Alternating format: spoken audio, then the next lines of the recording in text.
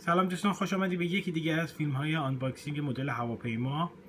این صفحه پیج به فیسبوک ما هستش، Aviation Collectors ایران، که در این صفحه آخر اخبار از مدل هواپیما که برای شرکت های ایرانی عرضه میشه مطلع خواهید شد. امیدوارم از این فیلم خوشتون بیاد.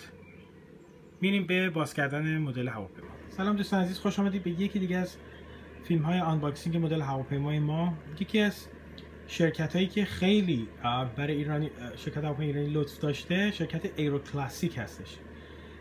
شاید یکی از مدل هایی که واقعا همه تقاضا داشتن و یکی از مدل هایی که واقعا خیلی ها دوست داشتن ببینن و هیچ کس نمی ساخته رو این شرکت ساخته. از مدل های کلاسیک و طرحهای قدیمی ایران ایر گرفته تا هواپیمای ساها 707ش، ایران ایر 727-100، ایرباس آ300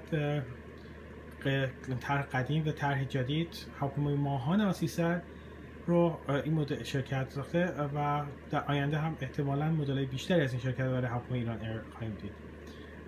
مدل این شرکت زیاد داره که در ادامه خواهیم دید با هم.